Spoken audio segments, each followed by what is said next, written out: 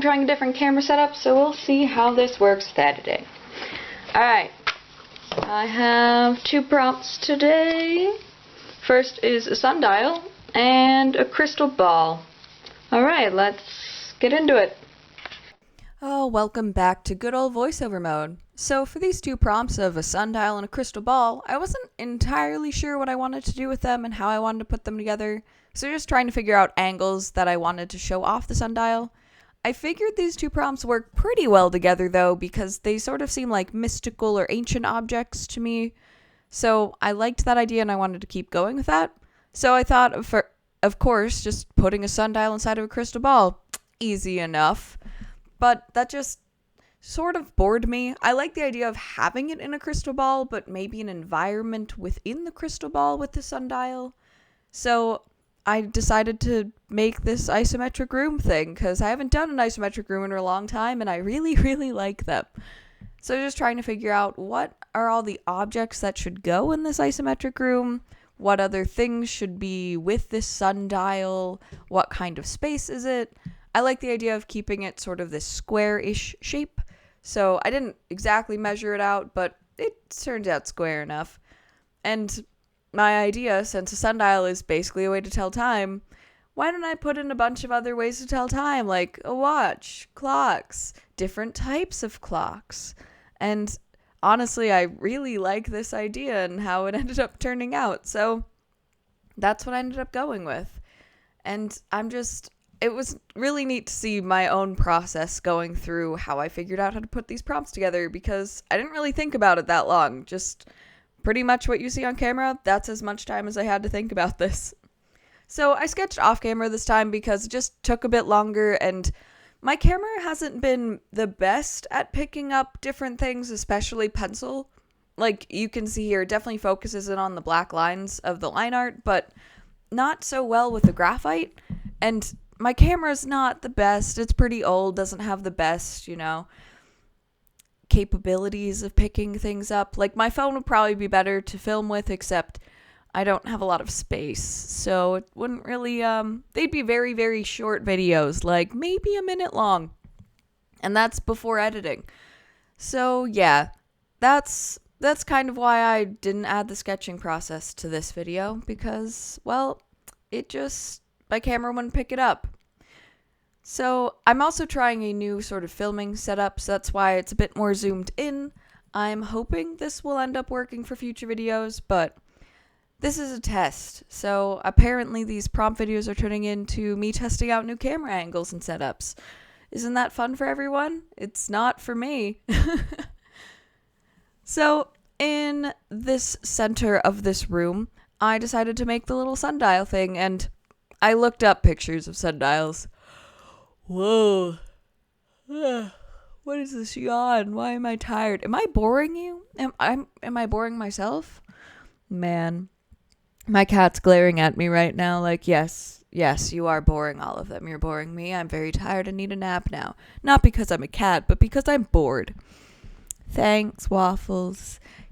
If you didn't know, Waffles, my cat, is my studio assistant. He has his own little office space just within my studio, and pretty much he hangs out all over the studio because he thinks all of it's his. So he's a wonderful assistant. He definitely adds some nice ambiance to the space, and he's very supportive all the time and definitely doesn't destroy anything in here ever.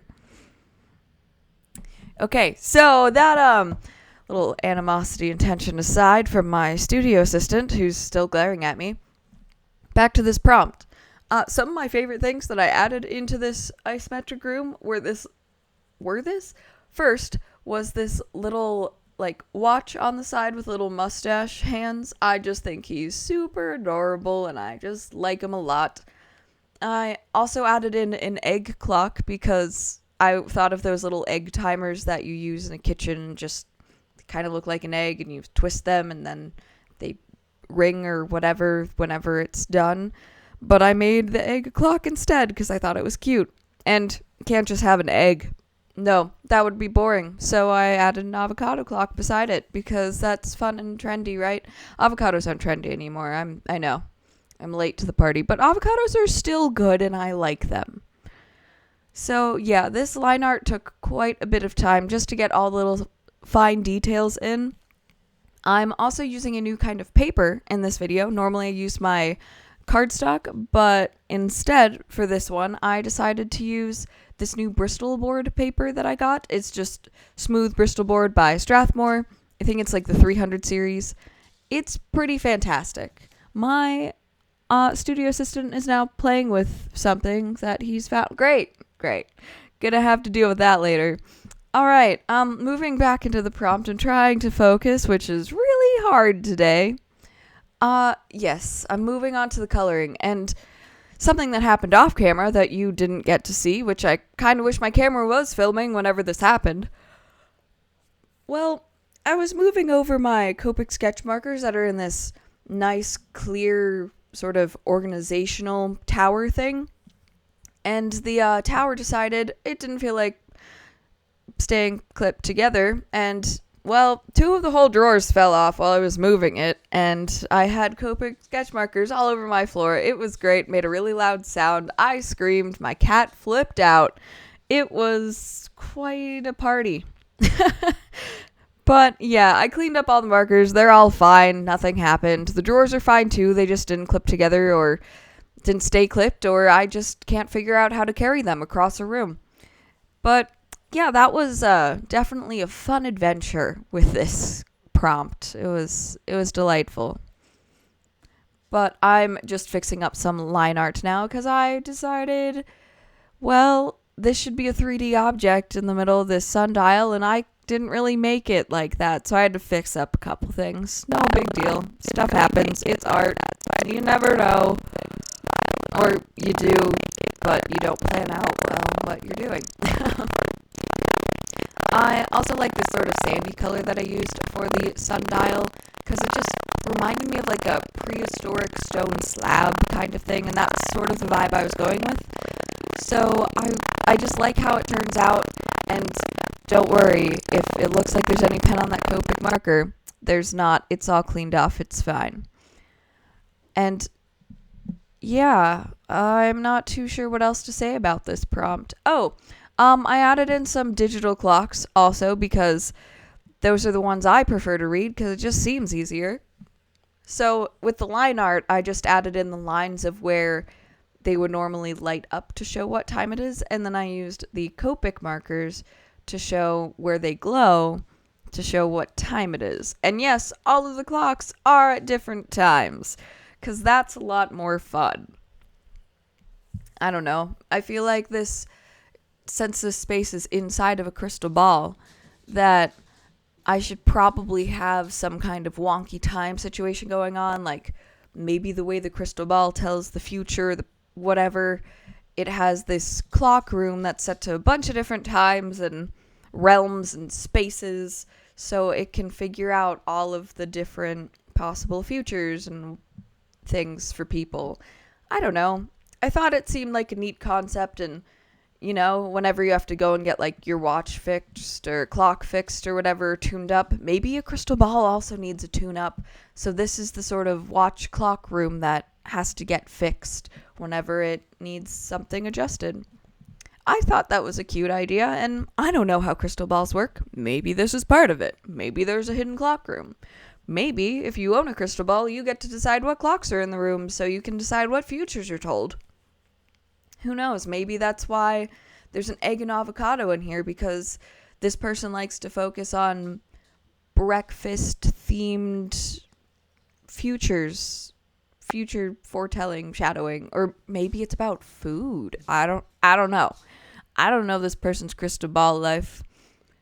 But yeah, I like the idea of maybe owners of crystal balls get to pick out their own sort of clock room, and that helps determine what kind of futures and realms they can see into. It seemed like a neat concept to me. I don't know. But for the coloring aspect of this, I wanted to keep the room itself very warm toned. So I used a lot of like yellows, greens, browns, sort of muted colors too. I have a lot of muted tones in this, and I like keeping it that way because I knew I wanted it to contrast with the crystal ball on the outside, which I wasn't too sure what I was going to do until I just picked out colors and did it. but I knew the outside would be darker and it would be cooler toned. Wasn't sure how dark, wasn't sure exactly what cool tone colors I was going to use, but I knew that's what I wanted in it. So I wanted to keep the room itself very warm and bright so it would pop out and contrast against the crystal ball background sort of environment. It made sense to me. I also added this brown to just darken up the floor, just to add some contrast between the walls and to add contrast between that sundial in the middle. I figured this room probably has like a wooden floor since it has this sort of, not ancient exactly, but eclectic sort of tone. And I feel like it just needed a pretty basic wooden floor sort of vibe, so it wouldn't add too much contrast with all the other elements happening on the wall, but still something that's, sturdy, can work with a bunch of different things. That was my idea, at least. I think it worked out pretty well. I kind of wish I added in some more wood grain texture, though, because I think that might have helped just by adding a bit more texture, but I'm not going back in to change it. It's done. I'm happy with the prompt as it is. So, don't mind me just thinking about what colors I'm going to use in the background. Oh, bump my camera. Yeah, this new camera setup it's fine. I'm still figuring it out, and I don't know if I love it that much.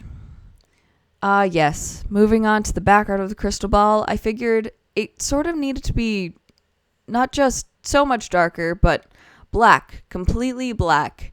And I wanted to make sure there was some sort of texture because I didn't want to have to keep going over with this black marker over and over again, mostly because the marker itself is dying, but also because I wanted to add some kind of a texture, like maybe like smoke or fog or something within the crystal ball, and that you have to see through all this like black smoke or whatever to get to this clock room to be able to work on it or see it. I don't know. So that's why I just sort of went around the room in this sort of, what's this shape? Hexagon? Yep, this like hexagon sort of pattern. And I just made sure to round out the outside because it's a crystal ball. It's a sphere, so it has to look pretty circular. And yeah, then I didn't want to just keep it with white on the outside, so I added in this insanely amazing bright blue on the outside, which, yes, I know it's off camera. I don't know how to fix it. And that's why I will not be doing this camera setup again. But I tried something new, and don't worry, you'll be able to see the final product before the end, I promise. It's just me struggling with my camera and trying to remind myself that soon, someday, I will own a new camera. If you're interested in helping support that new camera dream of mine, just keep watching my videos, hit subscribe, hit that like button, share this video with people who might not have seen it. It really helps me out. So here's the final piece, and yeah, it's a sundial and a crystal ball. I hope you enjoyed this video. Thanks so much for watching, as always, guys, and I will see you in the next one. Bye! Do you want to see more shenanigans? Then make sure you subscribe so you don't miss out on any of my future videos. Oh, you want to see more shenanigans like right now? Then check out these suggestions on your screen, or head on over to my Instagram. Thanks so much for watching, guys. Check back soon for some more shenanigans. Bye!